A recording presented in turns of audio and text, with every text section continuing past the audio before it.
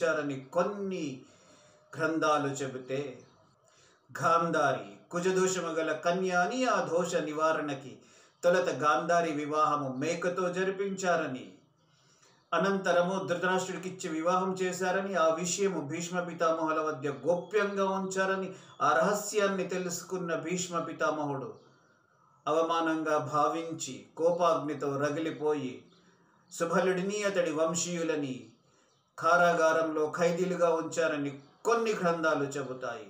కారణం ఏదైనప్పటికీనూ సుబలుడు అతడి వంశీయులు చెరసాలలో బందీలుగా ఉన్నమాట వాస్తవం, సత్యం. చెరసాలలో ఉన్న ఖైదీలకి ప్రతినిత్యము కేవలము తలా పిడికెడు భోజనము మాత్రమే ఇచ్చేవారు.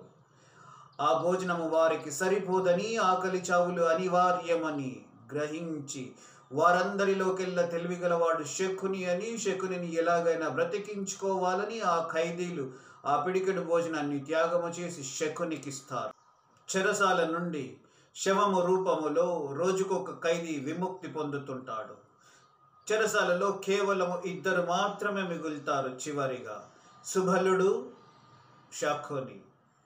బలహీనుడై చేతకాని స్థితిలో ఉన్న సుబలుడు శకునిని దగ్గరగా పిలుచుకొని తన ఒంట్లోని బలాన్నంతా అరికాలిలో కూడబెట్టుకొని శకుని మోకాలుపై గట్టిగా తంతాడు.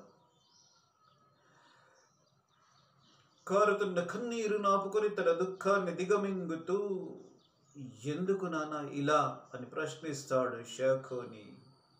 ఆ ప్రశ్నకి బదులిస్తూ, నా వంశ నాశనానికి కారకుడైన ధృతరాష్ట్రుడు అతడి వంశము నాశనము కావాలన్నది నా కాంక్ష అని, అది నీ జీవిత లక్ష్యము కావాలని, నీ జీవిత లక్ష్యము మర్చిన ప్రతిసారి ఈ అవిటితనము నీ లక్ష్యాన్ని నీకు గుర్తు చేస్తుందని, నేడో రేపు నేను మరణిస్తానని, నా మరణానంతరం నా వెన్ను ఎముక ధృతరాష్ట్రుడు అతడి వంశ నాశనానికి నీకు ఉపయోగపడుతుందని అంటాడు సుబలుడు. పితృవియోగముతో రోధిస్తున్న గాంధారిని మెప్పించి ఒప్పించడానికి శకునిని చెరసాల నుండి విడుదల చేసి హస్తినాపురంలో ఉంచుకుంటారు. తన తండ్రి మరణానంతరం వెన్ను ఎముకతో పాచికలను చేసి పాండవులను ఓడించి కురుక్షేత్ర మహాసంగ్రామానికి కారకుడవుతాడు శకుని. కురుక్షేత్ర మహాసంగ్రామం 18వ రోజు, చివరి రోజు. సకల కౌరవుల సర్వనాశనం అయినానంతరం యుద్ధములో శకుని తల నరికి మాయాసభలో పాంచాలి వస్త్రాపరణ సమయాన శకుని తల నరుకుతానని చేసిన తన శపథాన్ని నెరవేర్చుకుంటాడు సహదేవుడు. ధన్యవాదాలు.